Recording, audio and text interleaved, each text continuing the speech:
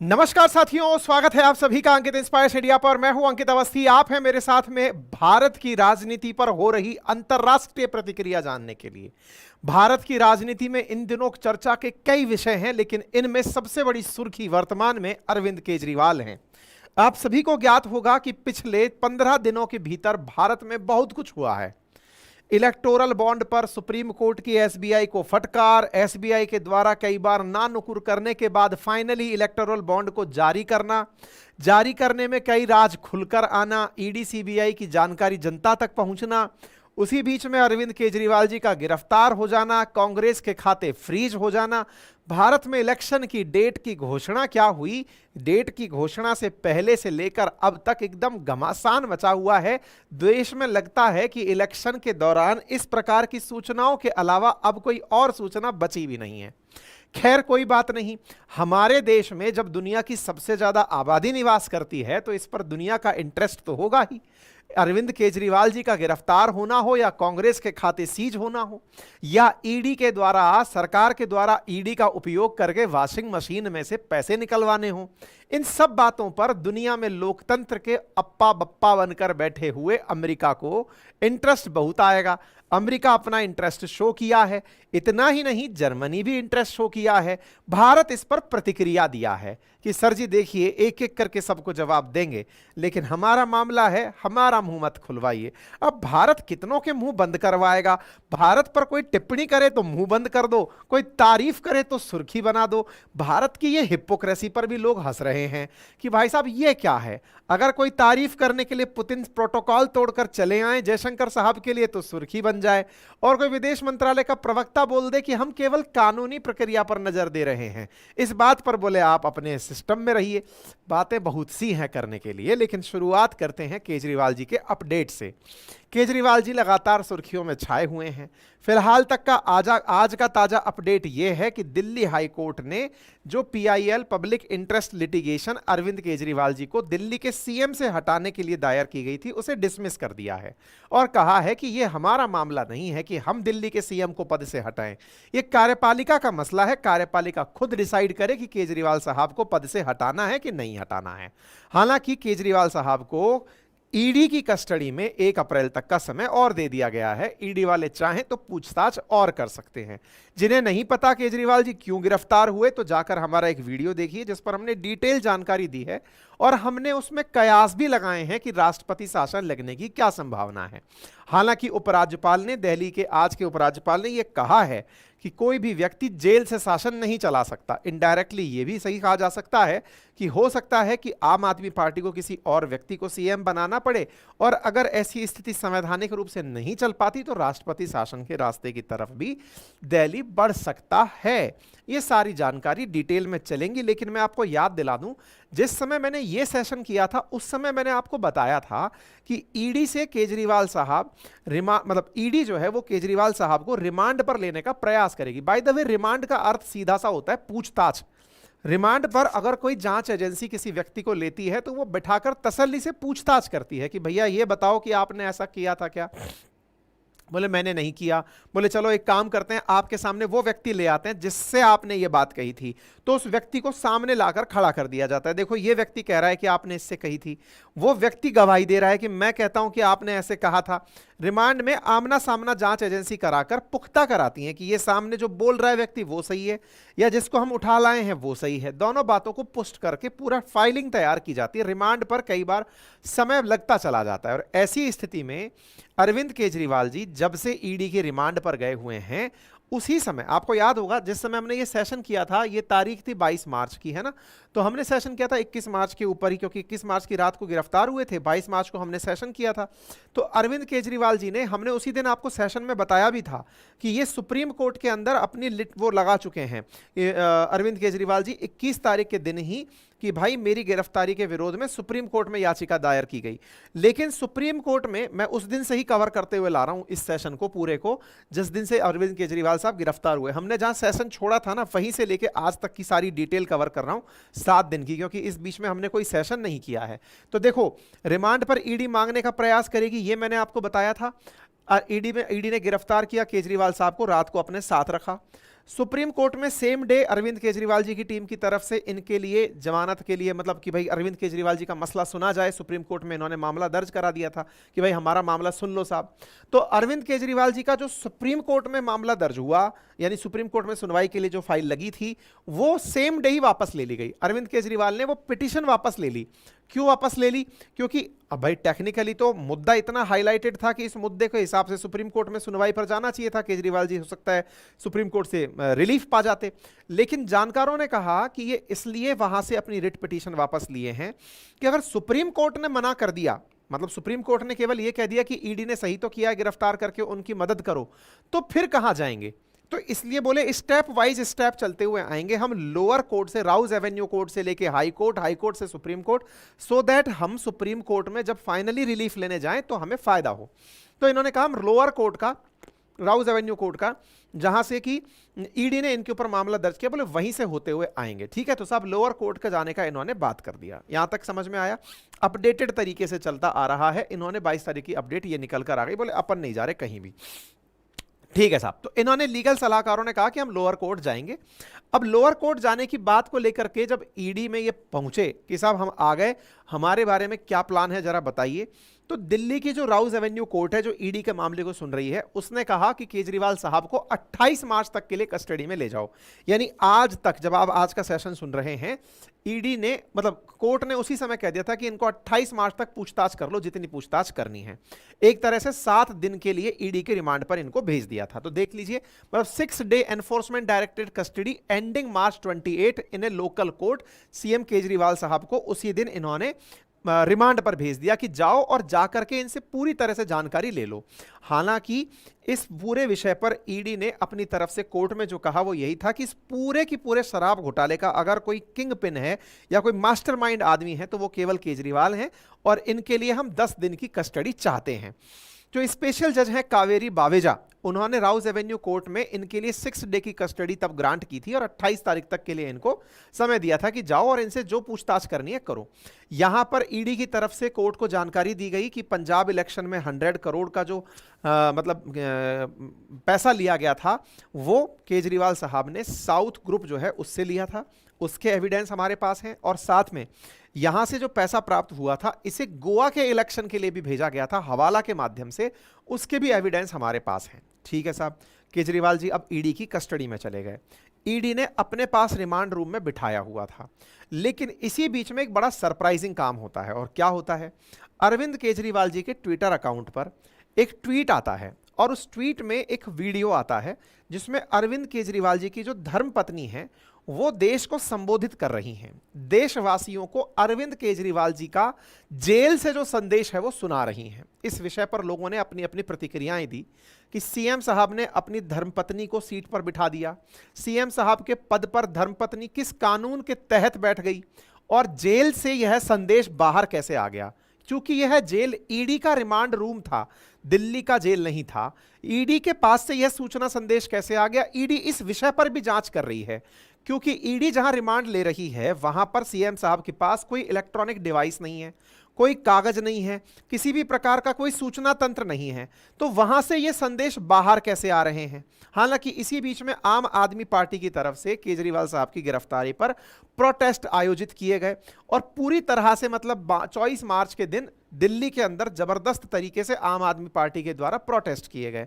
इसी बीच में यहां पर केजरीवाल साहब के 24 तारीख को कुछ आदेश वायरल हुए जिनमें ईडी की कस्टडी में बैठे हुए केजरीवाल साहब जेल से ही पद संचालन कर रहे हैं और अपनी जल मंत्री आतिशी को निर्देश दे रहे हैं कि भाई मैं जेल में हूं, देखो जनता को कोई नुकसान नहीं होना चाहिए, उन्हें पानी पहुंचते रहना चाहिए। केजरीवाल साहब की राजनीतिक सूझबूझ की तारीफ करनी होगी कि यहां पर जो आदेश आए वो आदेश उनको पता थे कि ये रातों रात सुर्खी बनेंगे, और जब सुर्खी बनेंगे मतलब मीडिया में कैसे बने रहना है ये भी अद्भुत कला है।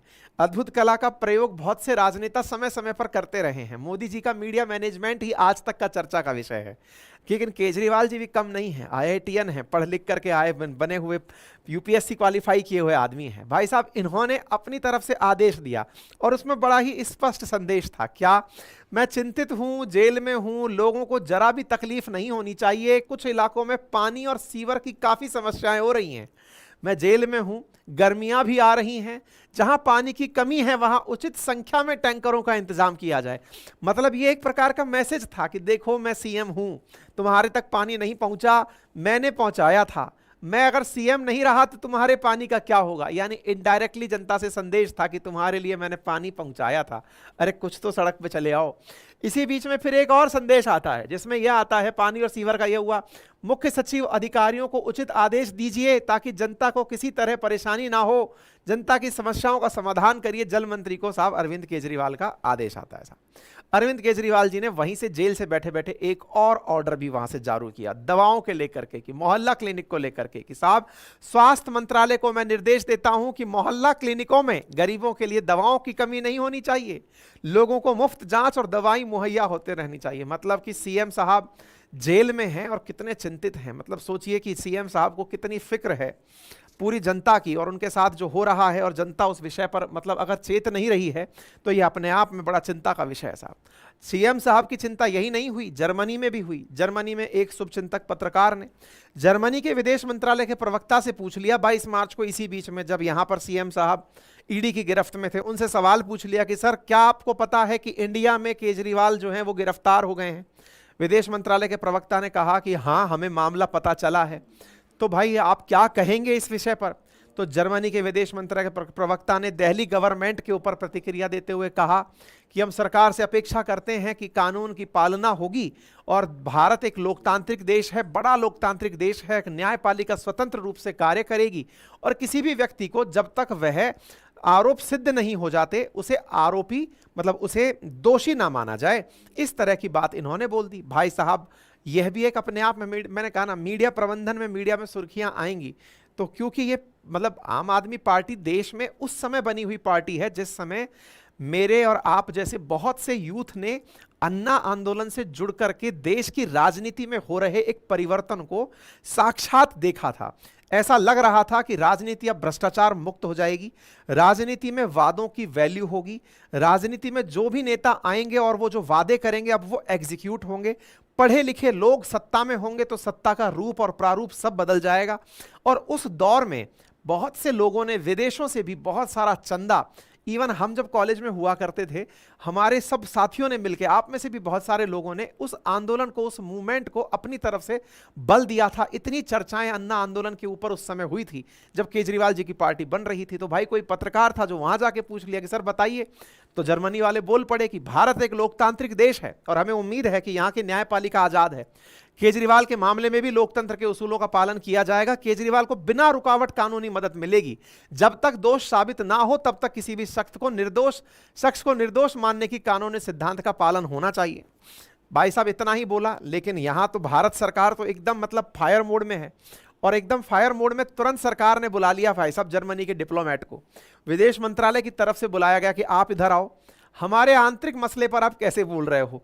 अच्छा, लोग इस विषय पर अपनी अपनी अच्छी अच्छी प्रतिक्रियाएं दे रहे हैं कि सरकार आपकी एक बात समझ नहीं आती है, आपकी जर्मनी ने केवल यही तो कहा था कि भाई कानूनी मदद मिल, इसमें गलत तो कुछ नहीं है। टेक्निकली वो आपसे ये नहीं कह रहे कि आपने लोकतंत्र खत्म कर दिया है, कि लोकतंत्र आपके यहां पर संकट में है, कुछ नहीं बोला है। वो केवल आपके लिए यही तो कह रहे हैं कि दोष साबित नहीं हो तब तक दोष के अंदर किसी व्यक्ति को निर्दोष मानने का कानूनी सिद्धांत ये सब पर लागू होता है। अगर पुलिस किसी व्यक्ति को कभी गिरफ्तार करके ले जाती है, इसका मतलब ये नहीं है कि उसके ऊपर वो व्यक्ति दोषी हो गया, मतलब उसके ऊपर आरोप लगा है अभी, है ना, तो उसको मतलब आप वो घोषित नहीं कर सकते कि यही कल्प्रिट है ना। तो ऐसी स्थिति में लेकिन हमारी विदेश मंत्रालय एकदम तेजी से काम कर रहा है। तुरंत डिप्लोमेट को बुलाया गया। भाई साहब इनका नाम है जॉर्ज एंज वेलर, डेप्यूटी हेड हैं भारत के अंदर इंडियन एम्बेसी के, इंडिया के अंदर जर्मनी के एम्बेसी के। इनको बुलाया गया और बुला करके इन्हें तत्काल प्रभाव से, देखो आपको ऐसा नहीं करना चाहिए था, भारत के मसले पर नो इंटरफेरेंस, बोले ओके सर। और टाइमलाइन चलती है आजकल, तो टाइमलाइन हालांकि हमने ही आप लोगों का ध्यान दिलवाया था एक बार टाइमलाइंस पे। 11:25 पर इनको बुलाया जाता है, 23 तारीख को, 22 को बयान आया, 23 को बुलाया गया और 11:30 पर ये डिप्लोमेट वापस यहां से सुनवाई करके चल भी दिए गए। ये बिल्कुल वैसे ही था जैसे कि मालदीव्स के केस में हुआ था। 9:35 पे बुलाया गया था उनके विदेश मतलब उनके एम्बेसडर को और 9:40 पर वापस भेज दिया। 5 मिनट में संदेश, बिस्मिल का संदेश है कि ट्रेन काकोरी में लुटेगी, बस इस प्रकार से यहां पर खट से मैसेज दिया, बोले हो गया, अब आपको इंटरफेयर नहीं करना चाहिए। बोले ठीक है साहब। अब जर्मनी के साथ तो चल रहा था, इसी बीच में अमेरिका कूद पड़ा। भाई अमेरिका क्यों नहीं कूदे? अमेरिका की तो कहानी निराली है। अमेरिका पूरी दुनिया का माई बाप है। यह बात मान लो तो बेहतर है, नहीं मानो तो अमेरिका मनवा लेता है। अमेरिका मानता है कि दुनिया में अगर कोई लोकतंत्र नाम का शब्द एग्जिस्ट करता है तो उसका प्रवर्तक अमेरिका है। अगर दुनिया में कहीं पर मानवाधिकार एग्जिस्ट करता है तो उसका प्रवर्तक अमेरिका है। और कहीं लोकतंत्र अगर नुकसान बरपाता है तो अमेरिका पहले चला आएगा। जैसे अफगानिस्तान में वो लोकतंत्र लेकर आया, जैसे इराक और सीरिया में वो लोकतंत्र लेकर आया, पाकिस्तान में लोकतंत्र लेकर आया, ऐसे दुनिया में सब जगह वो लोकतंत्र चाहता है। अब आप इस बात को सरकास्टिक मत मानिएगा, अमेरिका का प्रयास बता रहे हैं हम। हालांकि उस प्रयास में वो जो कूटनीति करता है वो उसका मामला फेल हो जाता है। खैर कोई बात नहीं। यूएस आता है और यूएस कहता है हम फेयर और ट्रांसपेरेंट प्रोसेस जो अपोजिशन फिगर के ऊपर हुआ है बस उसका इंतजार कर रहे हैं। विदेश मंत्रालय के प्रवक्ता मैथ्यू मिलर ने कहा कि हमारी सरकार केजरीवाल की गिरफ्तारी के मामले पर नजर बनाए हुए है। हम उम्मीद करते हैं कि इस मामले में कानूनी प्रक्रिया निष्पक्ष पारदर्शी होगी। इस दौरान कानून और लोकतंत्र के मूल्यों का पालन किया जाएगा। ठीक है साहब। इसी बीच में साहब अब यहां पे तो चल रहा है अंतरराष्ट्रीय मसला। और होता क्या है ना, बड़ा इंटरेस्टिंग तरीके से होता है। जैसे क्या होता है, विदेश मंत्रालय में पत्रकार पहुंच जाते हैं, भारतीय मूल के लोग, दुनिया में हर छठा आदमी अब भारत का है ना। तो ऐसी स्थिति में भारत के पत्रकार भी सब जगह विदेश मंत्रालयों के पास पहुंच जाते हैं। उन बेचारों को पता हो ना हो कि देश में क्या चल रहा है, लेकिन बताओ इनको कि भारत में क्या चल रहा है। अच्छा, उनको भी पता है कि ये न्यूज़ बहुत अच्छे से सेल होगी अगर इंडिया का नाम आया।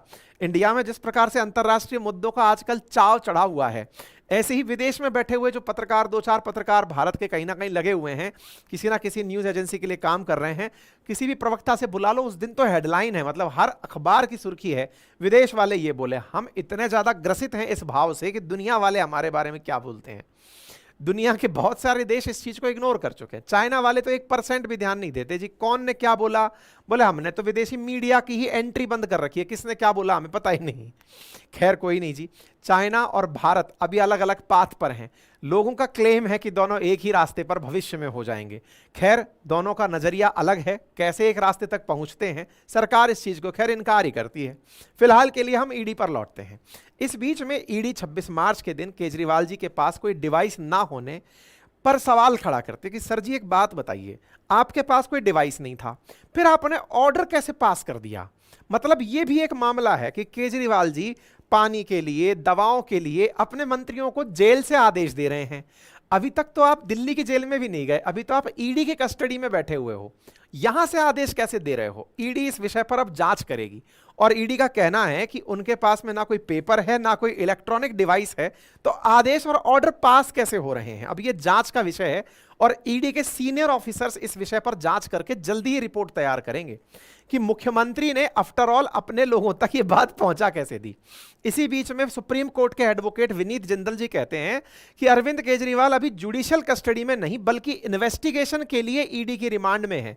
ऐसे में अगर उन्होंने किसी तरह का कोई ऑर्डर पास किया है तो वो कानूनन गलत है और इसे लेकर उनके खिलाफ कानूनी कार्रवाई हो सकती है। यानी कि केजरीवाल साहब के ऊपर ईडी एक और एंगल ओपन कर सकती है कि ये आदेश भी फर्जी कैसे आ गए। जैसे महुआ मोइत्रा के केस में था कि कोई व्यक्ति बाहर से बैठा हुआ हीरानंदानी वहीं से उनके नाम पर टाइप करके दे रहा था, तो कहीं ऐसा तो नहीं था कि केजरीवाल साहब की सील और उनके साइन कहीं और रखे हुए हैं और उनके नाम से सत्ता चल रही है, मेरा वचन ही है शासन और पता चल रहा है शासन हो रहा है, ऐसा तो नहीं है। इस विषय पर भी जांच होगी। खैर इसी बीच में भारत की तरफ से बुला लिया जाता है अमेरिका के भी डिप्लोमेट को कि आइए सर, विदेश मंत्रालय में आपका स्वागत है। इनको बुलाया जाता है, बुला करके इनसे बतियाया जाता है 27 तारीख को कि सर आप हमारे मामले पर इंटरफेयर क्यों कर रहे हैं। इनसे 40 मिनट तक बातें चलती हैं, लेकिन अमेरिका है, जानता है कि पब्लिक सेंटीमेंट कैसे विरोध में आ जाएंगे। 5 मिनट में अगर भेज दिया तो बेइज्जती हो जाएगी। 40 मिनट बातचीत चली।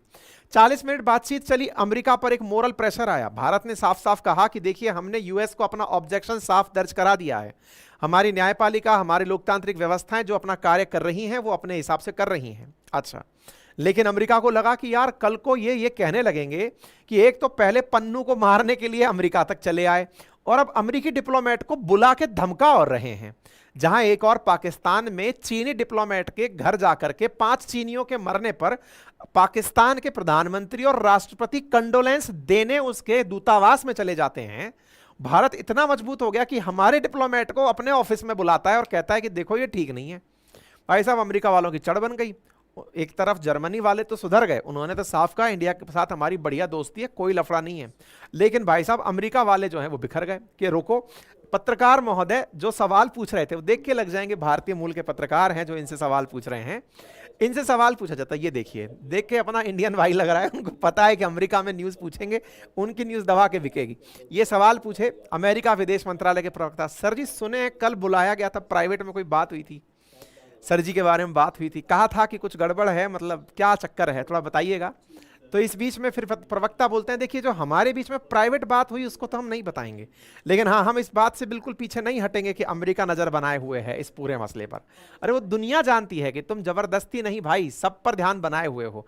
और ये भी बोला कि हम इस विषय पर भी नजर बनाए हुए हैं कि एक पार्टी के अकाउंट को फ्रीज कर दिया गया है, अकाउंट को फ्रीज कर दिया गया है। इस पर भी मैंने एक पूरा सेशन किया है, आप चाहें तो देख लें, 5 दिन पहले ही सेशन किया है कि कांग्रेस के अकाउंट आफ्टर ऑल फ्रीज कैसे हुए थे। मैंने उसके पीछे की पूरी कहानी आपको बताई है, जा करके सुन सकते हैं। ठीक है साहब, इस विषय पर जब इन्होंने तत्काल, मतलब आप समझिए, देखिए एक पत्रकार उधर के विदेश मंत्रालय से कुछ पूछता है, विदेश मंत्रालय का प्रवक्ता कुछ बोलता है, अखबारों की हेडलाइन हो जाता है, फिर इधर से हमारे विदेश मंत्रालय के प्रवक्ता निकल आते हैं, देखिए सर जी हमें 1% पसंद नहीं है, ये अनवारंटेड है, बिना चाहा और बिना स्वीकार्य किया भाषण है, हम नहीं मानेंगे। भाई साहब भारत का विदेश मंत्रालय अपनी तरफ से आकर के अपनी तरफ से विरोध व्यक्त कर देता है। अमेरिका से विदेश मंत्रालय चल रहा था तब तक सही था। भाई साहब ये आदमी फिर से बाहर आ गया, ये वही आदमी है जिसको मरवाने के लिए भारत की जांच एजेंसियों के ऊपर अमेरिका ने आरोप लगाया था। यानी कि वही विदेश मंत्रालय का प्रवक्ता या वही विदेश मंत्रालय भारत पर आरोप लगाया था कि एक अमेरिकी नागरिक, जानते तो होंगे इसका नाम है पन्नू, इस पन्नू को मरवाने के लिए भारत ने आदमी भेजे थे और इसको जांच करने के लिए उनके यहां का सबसे बड़ा जांच अधिकारी भारत तक आया था, सारे तार जोड़ते जोड़ते कि सर जी आप लोगों ने हमारे यहां पर अपने एक आतंकी को मरवाने का प्रयास किया, लेकिन यह आतंकी अब हमारा नागरिक है, आप अपने मोस्ट वांटेड को, जो हमारे यहां आतंकी है, हमारे यहां का निवासी है, उसको मार कैसे सकते हो। तो एक तरीके से अमेरिका की नजर में तो ये सिविलाइज्ड सिटीजन है, अमेरिका की कोई चिंता की बात नहीं है।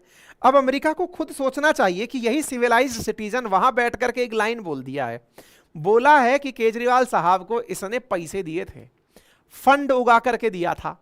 मतलब केजरीवाल साहब अंतर्राष्ट्रीय रूप से छाए हुए हैं, नेशनल मुद्दा नहीं है, अंतर्राष्ट्रीय मुद्दा है। इतना कांग्रेस टीआरपी नहीं बटोर पाई है जितना कांग्रेस के साथ साथ केजरीवाल साहब बटोर गए हैं। भाई साहब अंतर्राष्ट्रीय स्तर का मामला है। पन्नू क्या बोला आप वो सुनिए साहब, इसका है सिख फॉर जस्टिस नाम का ग्रुप, ये कहता है कि भाई 2014 में सिख फॉर जस्टिस के द्वारा, खालिस्तानी ग्रुपों के द्वारा केजरीवाल को पैसे दिए गए थे। और पन्नू ने अपनी तरफ से यह जानकारी देते हुए कहा कि मुख्यमंत्री अरविंद केजरीवाल जब न्यूयॉर्क आए थे तो खालिस्तान समर्थकों के द्वारा 134 करोड़ रुपए की फंडिंग की गई थी। ये तो भाई साहब पन्नू गिरफ्तार नहीं हुआ है, अगर गिरफ्तार हो जाता तो यहां तो और मामला चलता। ये तो शरत रेड्डी के दम पर ही अभी तक ईडी ने इनको दबा रखा है। अगर मान लीजिए कि पन्नू, जिसको मारने के लिए कहा जाता है कोई अज्ञात व्यक्ति निरंतर प्रयास कर रहा है, अगर कभी ये व्यक्ति गिरफ्तार हो जाए तो ना पता नहीं कितनों के राज खोले। ये बोलता है कि $16 मिलियन दिए थे केजरीवाल जी को, और तो और 1993 के अंदर दिल्ली के अंदर जो बम धमाके हुए थे उसका आरोपी था देविंदर पाल सिंह भुल्लर। उसको छुड़वाने के लिए केजरीवाल जी ने कहा था न्यूयॉर्क आकर के कि मैं अगर सीएम बन गया, मैं अगर सत्ता में आ गया तो मैं उसको 5 मिनट में छुड़वा दूंगा। और ऐसा कह करके पन्नू ने अपना वीडियो रिकॉर्ड कर दिया कि केजरीवाल जब ये जो गिरफ्तार हुए हैं, ये एक सच्चा हिंदू नहीं था, ये झूठा हिंदू था, इसने अपनी तरफ से जो वादे किए वो तोड़ दिए। ये जब पहले बार भारत यहां न्यूयॉर्क आया था फंडिंग के लिए, तो इसने पुरानी फोटोज जारी करी कि देखो अरविंद केजरीवाल न्यूयॉर्क आए थे, तब इस प्रकार से लोगों से मिले थे जब सत्ता नहीं थी, अमेरिका आए थे और न्यूयॉर्क में वादा करते हैं। ये वो तस्वीर है जिसमें केजरीवाल जी न्यूयॉर्क के अंदर कुछ सिखों के साथ बैठे हुए दिखाए गए हैं कि ये वादा किए थे भुल्लर जो है ना उसको छोड़ दिया जाएगा जैसे ही मैं सत्ता में आऊंगा। भाई साहब ये सुर्खी भुल्लर के लिए केजरीवाल जी ने दी थी उस समय। मतलब पन्नू ने अपनी तरफ से साफ कहा कि ये ईमानदार हिंदू कहते हैं लेकिन ये बेईमान हिंदू है। 2014 में इसके पास सत्ता नहीं थी, तब इसने अमेरिका के न्यूयॉर्क में आके खालिस्तानियों से वादा किया था कि अगर मेरी सरकार बनी तो देविंदर सिंह भुल्लर को मैं 5 घंटे के भीतर रिहा कर दूंगा। लेकिन जैसे ही ये मतलब वहां बना, वहां जाके भूल गया ये सब बातें। पहले भी जनवरी में आम आदमी पार्टी और केजरीवाल पर इस तरह के आरोप लग चुके हैं। पन्नू पहले भी इस बात पर बोल चुका है, लेकिन जांच एजेंसी जब इसको पकड़ नहीं पा रही है तो इसके बात पर इतना तवज्जो दे भी नहीं रही है। लेकिन इस बात से मीडिया में एक और न्यूज वायरल होने लगी। 2022 में अरविंद केजरीवाल जी के मित्र रहे कुमार विश्वास जी ने भी इस मुद्दे को हाईलाइट किया हुआ है। बहुत बार उन्होंने कहा है कि अरविंद केजरीवाल जी खालिस्तानियों के समर्थन से सत्ता चलाते हैं, वहीं से प्राप्त फंडिंग और पंजाब में इलेक्शन जीतने के पीछे की जो उनका मंशा है वो जो खालिस्तानी सेपरेटर्स हैं उनके थ्रू पैसा प्राप्त करते हैं। आप ये वीडियो सुन सकते हैं। ये अपने साथ के उस वक्त को भी वीडियो पे आप जाकर के इस वीडियो को सुन सकते हैं। ANI पर पड़ा हुआ है यह वीडियो, 2022 का 16 फरवरी का है, जिसमें कुमार विश्वास जी ANI से कह रहे हैं कि जब केजरीवाल के साथ हम रहा करते थे उस समय पर भी उन्होंने यही कहा था कि मतलब इन्होंने कहा कि भाई इन लोगों का साथ मत लो, ये सेपरेटिस्ट हैं, अलगाववादी लोग हैं, अलग देश की मांग करते हैं। तो बोले क्या हो गया, अलग देश की मांग करते हैं तो मैं एक अलग देश का प्रधानमंत्री बन जाऊंगा। पंजाब का सीएम बनना उन्होंने तय कर लिया था कि मैं सीएम तो बनूंगा, तो उन्होंने अपने ही एक आदमी को बिठा दिया। तो ये बड़ा ही प्रिडिक्टेड था कि केजरीवाल जी सीएम बनेंगे या फिर अपने किसी आदमी को पंजाब का सीएम बनाएंगे, ऐसा इन्होंने आरोप लगाया था। ठीक है साहब, तो केजरीवाल जी के ऊपर इनके मित्रों के द्वारा भी पहले ऐसे आरोप लगते रहे हैं। कुछ इस प्रकार के मीडिया के अंदर वीडियो भी वायरल होते रहे, फोटोज भी वायरल होती रही हैं जिसमें केजरीवाल जी के ऊपर आरोप लगते रहे हैं कि साहब इन्होंने बुल्लर साहब की मदद करना चाहा था, बुल्लर की मदद करना चाहा था, और इस तरह से केजरीवाल जी के ऊपर आरोप लगते रहे। ठीक है साहब, एक और मामला इन दिनों हाईलाइट हो रहा है और वो क्या है, ब्रिटेन की संसद के अंदर ब्रिटिश एक MP थी जिन्होंने इंडियन एजेंट्स टारगेटिंग सिख ऐसा कह करके ब्रिटिश MP थी जिन्होंने अपनी संसद में यह बात कही थी कि कुछ भारत के लोग हैं जो सिखों को टारगेट कर रहे हैं। वही अज्ञात लोगों वाला जो मसला नहीं हुआ था, इनका नाम था प्रीत कौर गिल। प्रीत कौर गिल जो है, इन्होंने इस मामले को ब्रिटिश संसद में उठाया था। कब की बात है ये, फरवरी 28, 2024 की। रिसेंटली क्या हुआ है, राघव चड्ढा जी के साथ इनकी फोटो 21 मार्च के दिन ट्विटर पे आ जाती है। इस समय केजरीवाल जी की गिरफ्तारी हो रही है और राघव चड्ढा जी इनके साथ दिखाई दे रहे हैं। तो लोगों ने फिर से कनेक्शन जोड़ा कि ये लोग आपस में क्या कर रहे हैं और ये किस तरह की राजनीति। देखिए, राजनीति में जिसको आप नहीं जानते उसकी फोटो के ऊपर भी कईयों बार बवाल खड़ा हो जाता है और राजनेता लोग आपस में मिलते जुलते रहते हैं। जो भी कारण रहा हो, कुल मिलाकर के इसके ऊपर भी काफी ट्रोलिंग होने लगी। और केजरीवाल जी को लेकर के विदेशों में, विशेष रूप से टोरंटो के अंदर भी कॉन्सुलेट के बाहर लोग प्रदर्शन कर रहे हैं कि केजरीवाल जी को गलत गिरफ्तार, मतलब केजरीवाल जी अंतर्राष्ट्रीय सुर्खी बन चुके हैं, अंतर्राष्ट्रीय नेता बन चुके हैं और उनको लेकर के कनाडा के अंदर भी विरोध प्रदर्शन हो रहे हैं। ठीक है साहब, अब आते हैं वापस से इंडिया में लौटा करके। इस बीच में एक PIL फाइल की जाती है दिल्ली हाई कोर्ट में कि केजरीवाल जी को मतलब कस्टडी से बाहर निकाला जाए, ED की कस्टडी से बाहर निकाल दो। अरविंद केजरीवाल जी के द्वारा एक मतलब याचिका दायर की गई 26 मार्च को कि भाई कुछ भी हो, ED की कस्टडी से बाहर निकालो। अब उसके बाद में जो भी हाईकोर्ट ठीक समझे वो करे। CM केजरीवाल ने हाईकोर्ट से कहा कि मुझे ED की कस्टडी से बाहर निकालो, लेकिन हाईकोर्ट ने इनकी बात को सुनते हुए अपनी तरफ से अंतरिम रिलीफ देने से मना कर दिया कि सॉरी साहब, हम 3 अप्रैल तक आपकी कोई बात नहीं सुनेंगे। यानी कि देखो, ऐसे समझो, एक है राउज एवेन्यू कोर्ट, उसके ऊपर हाई कोर्ट, उससे ऊपर सुप्रीम कोर्ट। जिस समय केजरीवाल जी गिरफ्तार हुए उसी दिन उनको सुप्रीम कोर्ट जाना था, लेकिन उन्होंने अपनी पिटीशन को उसी दिन वापस ले लिया। बोले नहीं नहीं, पता चले कि सुप्रीम कोर्ट ने मना कर दिया तो ये बीच की 2 कोर्ट से फिर राहत ले ही नहीं पाएंगे। तो फिर राउज एवेन्यू कोर्ट में तो ED केस लड़ रही है। CM साहब इससे ऊपर वाली जो कोर्ट है, that is high court, Delhi high court, वहां पर रिट पिटीशन लगाए कि मुझे ED की कस्टडी से बाहर निकालो साहब। हाई कोर्ट ने कहा कि 3 अप्रैल तक साहब हम आपकी कोई मदद नहीं कर पाएंगे। इधर राउज एवेन्यू कोर्ट 28 मार्च तक की तो इनको पहले ही ED के पास रिमांड दिए हुए था। अब 28 तारीख के बाद यानी कि आज के दिन भी ED के साथ में इनका सामना होना था। ED के साथ सामना कहां होना था, राउज एवेन्यू कोर्ट में। यानी कि छोटी कोर्ट अब फिर से ED के साथ ये जाएंगे या फिर ये बड़ी वाली जेल जाएंगे, ये तय होना था। आज जब सुनवाई हुई तो राउज एवेन्यू कोर्ट ने इन्हें 1 अप्रैल तक के लिए फिर से ED के पास भेज दिया है। एक तरह से यह तय हो गया था कि जब 3 अप्रैल तक हाईकोर्ट ने सुनवाई से इनकार कर दिया है तो यह मान लिया गया था कि ED से इनकी मुक्ति अभी संभव नहीं है। तो आज जो फैसला निकला, अरविंद केजरीवाल को फिर से ED की कस्टडी में आगे 4 दिन के लिए और भेज दिया गया कि 4 दिन इनसे और पूछताछ चलेगी। इस बीच में अरविंद केजरीवाल जी ने आज राउज एवेन्यू कोर्ट में अपना मसला खुद पब्लिकली सामने रखा। तो ED ने कहा कि सर जी, आप CM हैं। केजरीवाल साहब ने कहा कि मेरे बारे में केवल 4 लाइनें हैं, मतलब जो भी मेरे ऊपर आरोप लगाने वाले लोग हैं वो 4 लाइन बोल रहे हैं, उनके आधार पर आप CM को गिरफ्तार कर लेंगे।